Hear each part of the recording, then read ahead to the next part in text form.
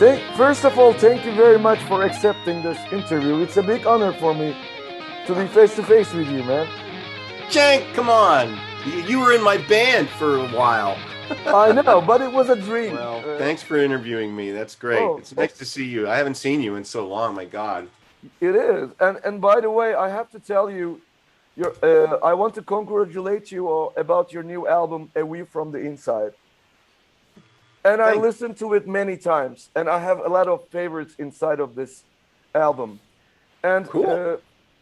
and it's interesting also because this is your second official solo album, and after Masquerade, it's been like 19 years, man. Why You did it kidding, took? really? Yes. Jesus. Why Yeah. did it took so long? I'm always touring. You know, it's a big deal to write and produce and play all the instruments and go into the studio and record and everything. It took me a long time to write Masquerade, and it's the hardest thing I've ever done. I'm really proud of it. It's a lot of people tell me they really love that record, and it came out great. And I'm working on Masquerade 2 now. Really? I guess, yeah, I guess it just took a long time just because I was always on the road, or working for something that was going to pay me, like the new Interesting. Whitesnake or the new Winger or Oh, Black Swan or, I you totally know what I mean? understand this. Yeah. My last album was 2005, and since then, I always tell this to my wife that I am not that rich to work with myself. Yeah, exactly. Yeah. Also, Masquerade is also another milestone for me because it's the first time you're the singer in your project. Yeah. And you did it great. And Fanatic, for example, is one of my favorite songs that you ever written. Oh, thank you. Me too. And that could be the best song I've ever written for sure. I love how the bass line just does the same thing almost all the way through the whole song. And you just pulled it through. I have a very nice question. For me, you were a very interesting guitar player because you have this unique style. Because whenever you join in a band, it could be Dokken, it could be Whitesnake, it can be Night Ranger, it can be the Mob, or with Black Swan and anything. You always um, respect the original songs in a way, but at the same time, you still keep your personality in those songs, and you bring fire to those stuff. You don't ruin the DNA, but you add something to it. I'm really touched by this, and as a guitar player, you are in my DNA. Not only my sons, but also me. I'm a big fan of you, man. Oh man, thank you so much, Chang. What a lovely thing to say. I definitely kind of just sound like me. I have my own kind of style, and yeah, that gets injected into whatever I do. Just I've got kind of a chunky way of playing rhythms. I put lots of holes in the rhythms, and I do melodic solos. And I try not to, just blaze the whole time and kind of say something with the solo, and make it more memorable.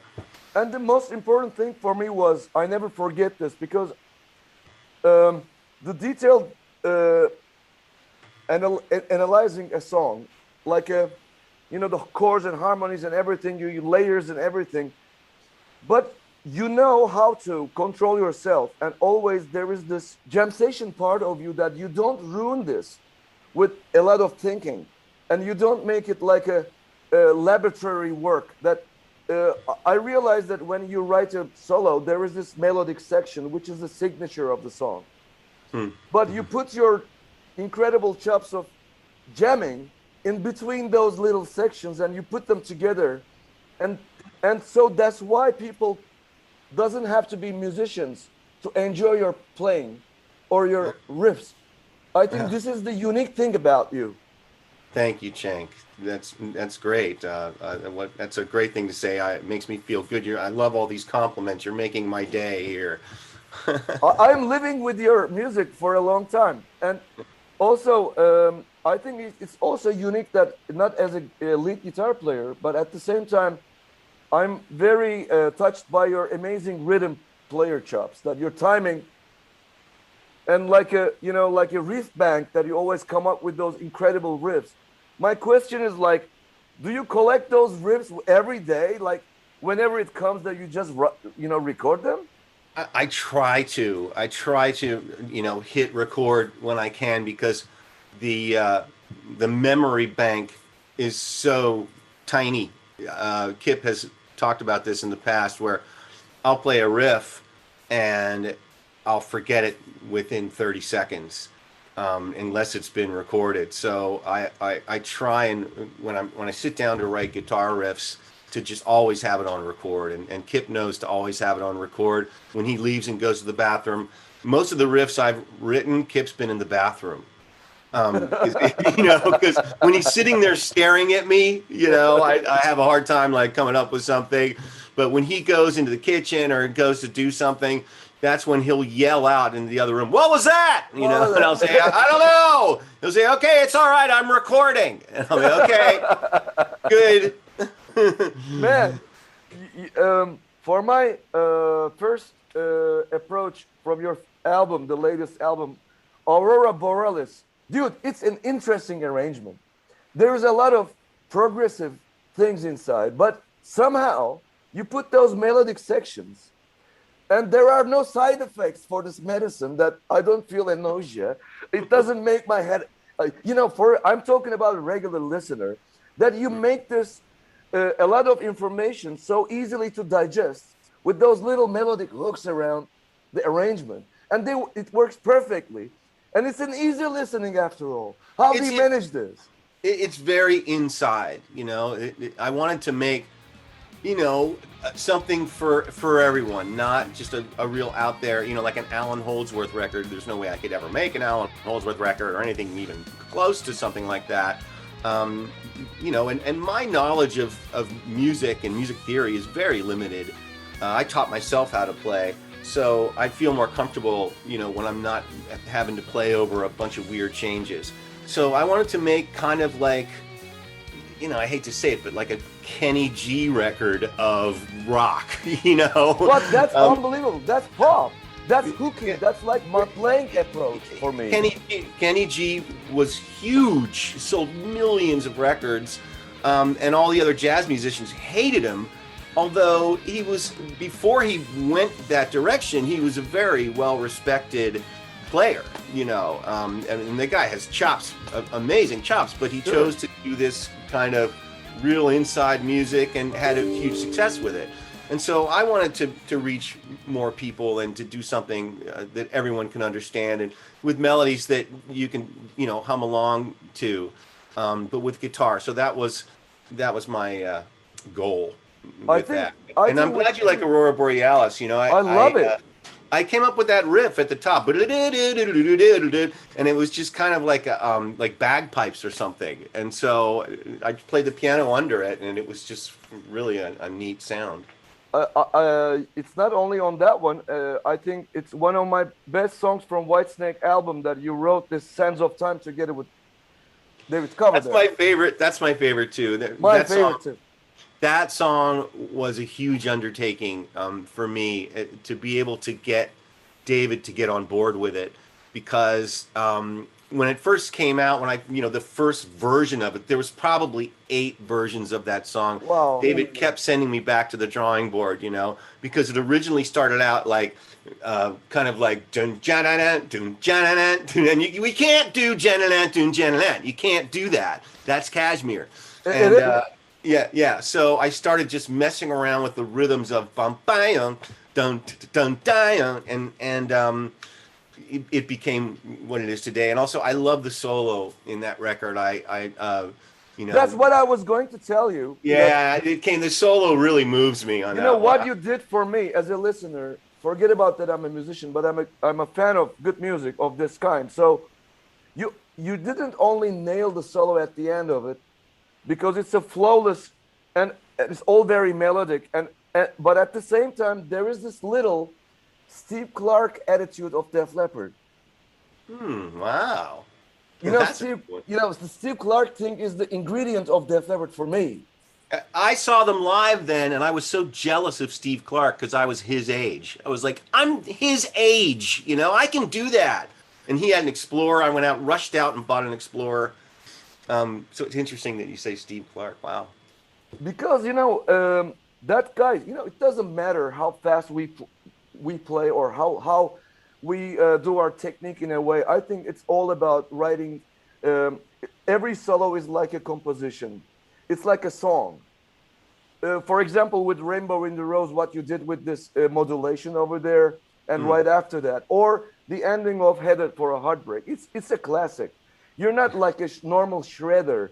You always come up with this hooky thing, and everybody listens to this. You don't invade the whole thing with like I can do this and I can do that kind of a thing that you don't play sometimes. I totally realize this all the time. So that's Mm. why it's important with the Whitesnake album. I just listened to all the because I know that you were the longest member as a guitar player in the band. In 19 years. Unbelievable. Yeah, I'm the longest member in the band except for David, of course. But that's great. Can't believe it's been that long. Amazing. And Thank you, Kip Winger, for getting me that gig.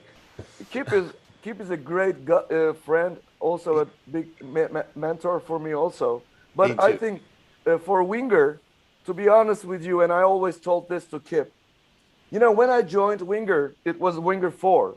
Right. And that's a great album. By the way, I do this in the wrong way in Turkey because this means highlighted when I Oh, make it. okay. That doesn't mean that it's supposedly. Supposedly good. Yeah, no, no, it's great. I love Yeah. the album, but it's not my favorite Winger album. You know why?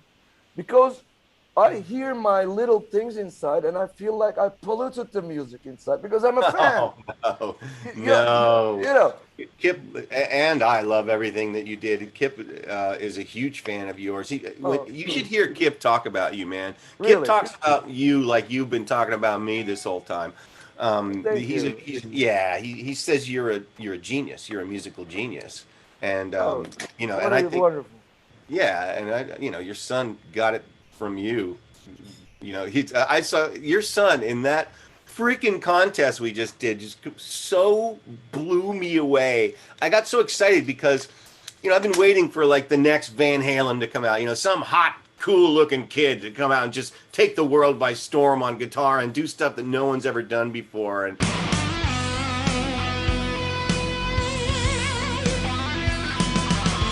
And I feel like he could do that. Like he's gonna be the next guy. So it's so Oh, exciting. it's a big honor. You can't imagine how important for people like us that to get new music.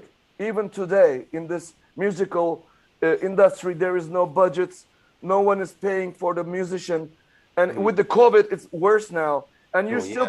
you're still putting out new music for all of us with your new album. A view from the inside. I'm so appreciated for this. Oh, thank you.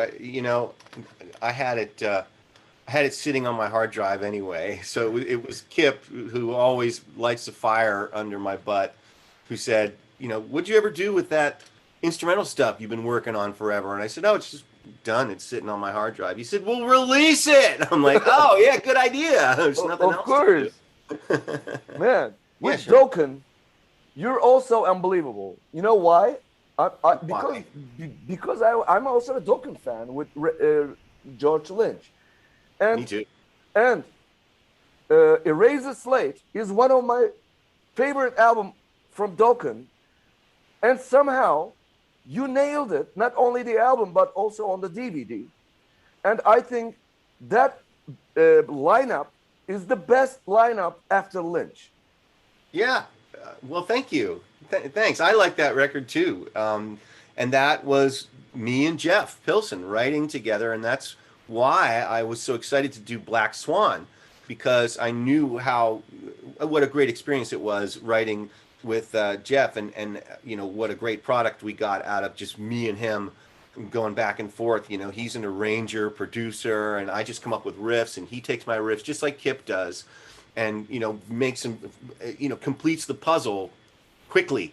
So yeah, so Black Swan came out great, and it, Erase the Slate is really good. I came in there and they had some song ideas, but it was all, they were going in this kind of strummy chord. Erase the Slate they had, but it was like erase the slate. It was like a country tune. And I'm like, no, you guys are Dokken. We need some songs to go, and we need some of that, you know. And I'll write a riff for it. Give it to me. And so I took it home, and overnight I wrote down it Unreal. and they loved it. They were all up for it, you know. So we tried to get back to that old Dokken sound, you know. The ending of Mad Hatter. Oh yeah, that was such a. I don't know whose idea what it was to go Going faster, faster, faster and and faster and faster. faster. And But how you nailed it on the DVD, that fast part. it's all hammer-ons. It's really easy. It's just all hammer-ons. I don't pick any of it. But dude, that gig is not an Whatever that easy riff is. gig. That's my question to you. What was your? You know that night is going to be recorded with for this Eraser Slate live DVD. What was your state of mind before you were on stage? How Well, did you manage? I had already done a bunch of shows with him, so I was really comfortable with it. The first day, the first night that I played with Dokken, um, everyone was expecting George Lynch, and so I walked out on stage for the first song, and people started booing, and I saw everyone looking at each other like, Oh, "That's not George Lynch." And one guy was like, "You suck!" And he took off his Nike Air Pump sneaker, the high top, and whipped it at me, and it went boom and hit me right in the forehead, really? completely like really hard, and kind of shook me, and I figured, wow, this is going to be a rough gig. And by the end of the gig, though, I had him, and I think the reason why is that George kind of stopped playing the melodies, the same solos that he played on the records. He would improvise on all the solos and not play what was on the record. And I remembered seeing Leonard Skinner, and they did almost every solo exactly like the record, like "Give Me Three Steps" and all the big solos they did just like the record, and you would hear the audience just going as the solo was going, because they were just getting into the fact that there it was live. So I tried to recreate the Lynch solos as best I could. I don't sound like Lynch, I sound like me, But but that's so I would what try I to do it love. that way. But that's what I love about you because you're not. I'm a big Kiss fan, and I love Ace Frehley. All right, I do too. and I don't like any. I like Bruce Kulick also because there's a personality in there in a way. I like even Vinnie Vincent. He was a very busy player, but there was some Very busy. personality in there. But I'm not very happy with the current lineup. You know why? Because it's like for me like a artificial intelligence is trying to play like Ace Frehley. Like no feeling inside and all proper solos. Even the solo that he's doing with the lead guitar solo that he's doing is exactly like after Shock Me Up Alive too. uh, So the thing with you is that's why I wanted to ask you the question because not only with Dokken but also with Night Ranger, you keep and you respect the originality, but you still keep the personality. I think that's a hard thing to do, man. well, I mean, honestly, Cenk, I just play the song and it comes out sounding like that. you know, it's See, not a conscious thing like, okay, I've got to keep the originality. Um, you know, I just kind of but that's you how I learn, play. but you learn those that you told me just 5 minutes ago. You told me that you learned the original solos. I That's do, I that's do. respect. Oh That's what yeah, I'm talking about. I see. Yes, You I do. know.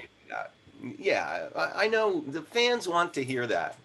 They want to hear the melodies that they grew up with. And let's say, who are your guitar heroes? Who were you listening to when you were growing up? Oh, I listened to all the great guitar players of the 70s. I used to pretend I was a rock star. I had I took the mattresses off of my twin beds, and I would get up on stage and you know only listen to live albums and pretend that I was a rock star. And so I would jam along with Peter Frampton was a great guitar player, Ronnie Montrose, Awesome. um, Joe Perry, and it was actually more Brad Whitford. I think I found out later, and the two guys who did the Aerosmith stuff. Um, I think it was Hunter and Wagner who played on, like Get Your Wings and stuff, and huge influences they were. And then I went through this phase when I went to Berkeley of Larry Carlton, Steve Morse, um, just kind of a little bit of Holdsworth. I love Jean-Luc Ponty, actually, the Wow. violinist, and Alan Holdsworth did a record with him, and those are my favorite solos. And I just wore out Jean-Luc Ponty records, and that was inside. It was jazzy, jazz rock, but it was very inside, and that's how A View from the Inside was definitely influenced by that. And the Dregs, of course. I totally get this. For me, imitating guitar players is something because we learn all our vocabulary Sure. from different sources in a way, and we merge them, and then it becomes something else. But through my life, I also try to imitate rock singers with my guitar playing. Ah, For example, Lou Graham from Foreigner. I yeah. love his dynamics. How he put it out this meticulously, every phrase that you can hear, every little thing, and I try to imitate that with my guitar, even with Steve Perry and other things. So because it's not That's copying great. a guitar player, it's a different. How am I going to play this thing, right? I think you can get great vibrato by doing that. I have a lot of students now. I'm teaching, since there's not many gigs. I've been teaching online and people all over the world, and I think one of the biggest problems I see is vibrato. I'm going to put your web address for the new students that I'd like to put the names and all how they are going to reach you to be a student of you. Oh, sure. Thank you. That would be great. Awesome. Thanks. Of course. In one of your interviews, you said that, and by the way, I'm a big fan of Night Ranger also. Oh, me too. I love Night Ranger. You said once, if I'm correct, you said that you merged Brad Gillis and Jeff Watson in your brain in a way, in your playing at some point. Is that true? Did I really say I that? because the tapping thing and the whammy bar thing, Yeah, it's like I guess you're right. Yeah, I guess you're right. I couldn't do the eight finger thing.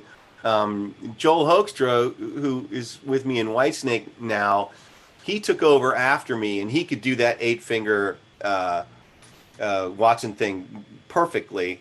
I just had to kind of figure out my own way to do it with like kind of lots of movement. Um, but yeah, I guess you could kind of say that.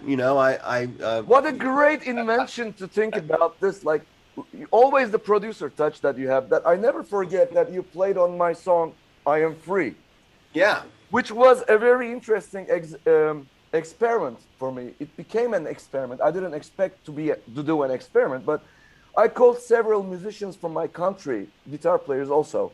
I wanted to put them together with some overseas musicians and to make this humanitarian song with the different players. And everybody was trying to. Uh, mm, First, I couldn't even play the guitar solo by myself because it was a repetitive thing and in a circle.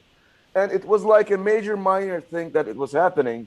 And I just find myself that I was repeating my phrases in this arrangement. But when Yeah. I added the background vocals, it became like a ping pong match because with the background vocals, it was not like a guitar solo anymore, but like a counterpoint melodies Oh, against counter.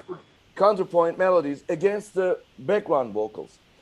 You played it on, and many people played it on. And I'm not going to give names, but you're the only one nailed the whole thing. Not only with your signature of riffs and your sound and anything, but with the melody. I was like, man, I love that. It was not an easy because I'm the writer of that thing, and it's a repetitive thing, right? So, Yeah. so that's why I keep you telling that you have this producer touch in every because you don't change the DNA of the band that you're in, and you keep it with Winger. It's a different situation. For me, I love all the classic Winger albums and everything, and your signature is all over them. But for me, Pull is a masterpiece. That's what everyone says. Yes. it's a Yeah. milestone, and it's in your discography also as a guitar player, your evolution. What was your mind state then? How did you, because I think that if your riffs was not there, I don't think we didn't have Who is the One. We would never have uh, Down Incognito, uh, That's the true. intro songs and everything. Yeah, I mean, I remember Who's the One. That's one of those ones where I just started playing it, and Kip came running out of the other room and said, Again from "What's the that?" again I said, from "I don't know." Yeah, he heard the whole song. Right, he just started singing it. It wrote itself. Um, Pull was a pain in the butt, man. It was not an easy record to record because of the producer, Mike Shipley. You know, he was a total perfectionist, and it was a $300,000 budget, and wow.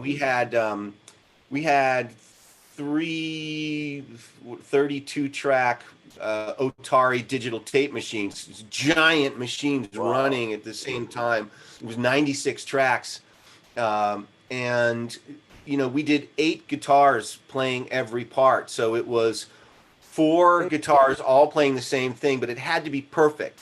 So you'd start Same blind, same same guitar for four same parts. 4 parts all playing the same part. So dun dun dun dun dun, dun stop, you're rushing, go back.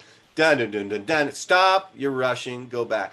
And that's every single part 4 times. Then we took a whammy pedal and pressed it down so it was an octave down and played the whole album single note, but an Wow. octave down. Wow. And then we got a set of 12 strings for a 12-string guitar, and we strung up the guitar only using the high strings of that. So Nashville tuning that's stuff. right, Nashville tuning. And I had only heard of that for acoustic guitar, but I think it was my idea to what if we put it on electric guitar, because that was Your for, idea.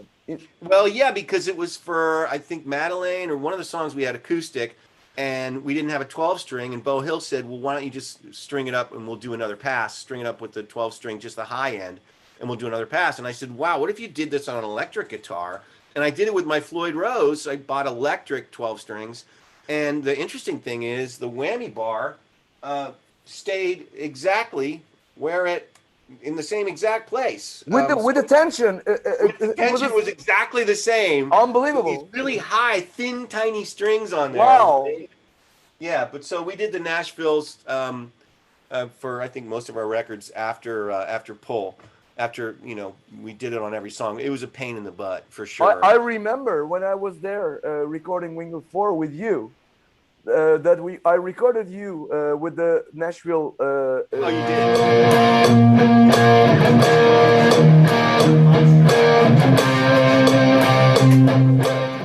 I remember that, and it was. I think it's about the harmonics in a way that it really helps. It's not invading the same frequencies in the spectrum analyzer, but it Yeah. brings the Whenever there's a harmonics. riff like ba-da-do-do-do-do, he'll put the Nashvilles up in the mix because it makes it cut through the vocal. All of a sudden, the riff cuts through, and you don't know why. Oh man! And do you remember the gear you used for pull, the amplifier and Yeah, believe it or not, it was a Mesa Boogie. It was really? bizarre. We had a bunch of heads there, um, and the one that won out was the Mesa Boogie. It was obvious that it sounded the best. It was the warmest. So we did it on that Mesa Boogie rectifier. To be honest, it doesn't really sound like Mesa Boogie because for me, Mesa Boogie is a kind of a little bit cold amplifier. Like I don't know how to describe it. It sounded uh, like a, Marshall on steroids, kind of like a modded. It's Mike Shipley. You're talking about a producer who was in the room going boom boom ga, boom boom ga. He's one of the Yeah, guys who was doing that. And I mean, come on, he did Back in Black. He engineered Back in Black and engineered all the big Def Leppard records. yeah, Forget man. it. That I'm sure he had a lot to do with that guitar sound in his miking and all that. Man, what is your latest gear? You're still with Sur guitars, right? I am. Yeah, I have my Sir guitars, and I use amps by Sir. I have two Marshalls, but they're modded by John Sir, and I actually prefer those to his OD 100s. But Kip has an OD 100 that we're doing the Winger album on, and John Sir modded that for us, and he said, "What do you want me to do?" And I said, "Can you make it sound like AC/DC, like Angus?" He Uh, said, "Okay." So he modded it, and it sounds amazing. It's just this. It sounds so much better to me than all of his other amps. It's the best sounding Sir head I've ever heard, and it's at Kip's house. And so I said, "Hey, John, can we make that amp the new Reb Beach model amp?" And he said, "Yeah, send it to me." And Kip said, "Over my dead body." He said, "You will have to pry that amp from my cold, dead hands." It's never leaving his room. Oh, he knows if it's good, he's never gonna leave it, man. I know that, Yeah, yeah, yeah. Forget it. man, unbelievable. What about I heard already a couple of Winger tunes from the new album that I'm lucky that Keep sent me over, and I love them already. But what Thank is your take on the new Winger album? I just gonna add this to you that for me, Winger 4 was kind of progressive, but Karma is, as a fan, is one of my favorite albums. Me too, because it's heavy, dude. Because Yes, that's the one where Kip, like Winger 4 was Kip's baby, right? That yeah, Kip dedicated that to the troops. He had a vision. He was focused. He heard the whole album. He said to me, "I hear the whole album. Just bear with me." And it was his baby. So then on Karma, he's like, "I got nothing." He said, "I've been doing this classical thing. I got nothing. What do you want to do, Reb?" And I said, "I want to make a head bang your head, sing along giant hooky choruses, but with riffs and heavy guitar riffs." And he said, "Great, let's do it." Kip with his. I totally hear his tone in my head now. I'm gonna tell you this story. It's so funny. Back in some years ago, he was doing this gig in Greece, and you were not able to come over there because of Whitesnake or something like that. And he told me that, would you come and join me and play with me with the Winger tunes? Oh, cool. And I never played with you guys live before. I was only the studio cat of the band. So, but I had only like 10 days before the gig. Oh, But all the songs, like a full set? yes, Oh, and geez. at the same time, I have customers in the house to feed my family, to record them and to arrange them, and I have only 1 hour or 2 hours every day to learn the songs. Yeah. And at night, I was alone in the bed, and I told myself, like, are you going to accept this challenge? Because it's going to fuck me on stage. That if I can't remember it, it's something, And you're a very hard guitar player to follow. And I was like, you have to accept this because you're going to regret this in your whole life, I told myself. And I learned everything with my best trying. But the problem is, I couldn't put them into my hard drive of my brain, but it was on the RAM. It's not in the hard drive, but on the RAM. If you just restart my computer, I'm not never going to remember anything after all. I see what you mean. So Okay. we were on stage, and I'm playing those songs, and this part is coming. Like I'm driving a car, and this sign is coming. Like this part is coming, man. And I'm Okay. like, am I going to remember this? I don't know. And here comes, I remember it, but I can't Oh, be happy thank because God. the next one is coming. Yeah. I have to remember the other one too. And I did everything somehow. I don't know. God helped me.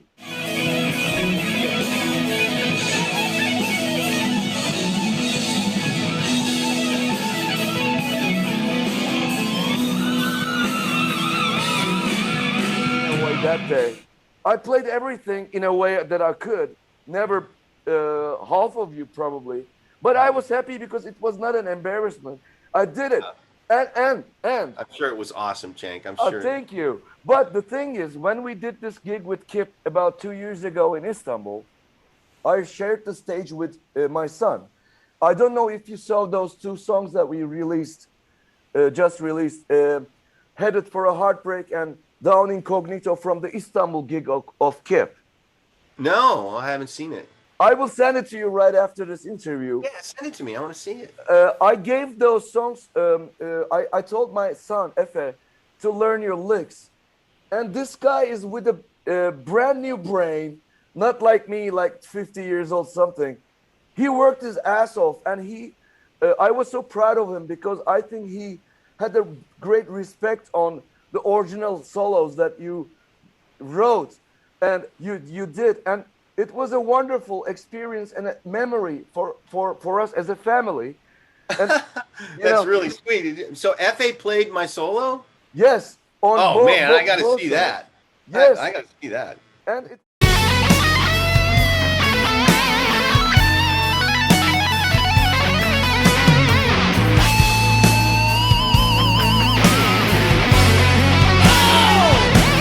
it was wonderful. I took the jam session parts because I can't play like you, but he worked like 19 hours a day to make them perfect.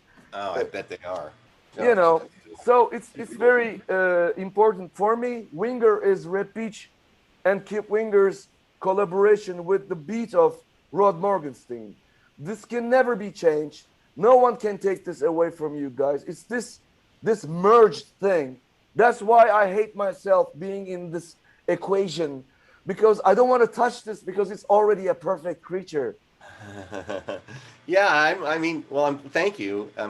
That's nice that you think that, and maybe you're right. I mean, every band kind of has a sound, and it's great when you get some guys together that can create a unique sound. Like when you have an original band, and then they start bringing other members in, it never sounds quite as good Yes, as when the original band. Uh, yes, yeah, but I think Kip told me he's going to have you play some stuff on the new album, and of course. I always. you asked me about the new album, and What do you feel about the new album? I I, Where I do you put this in the discography?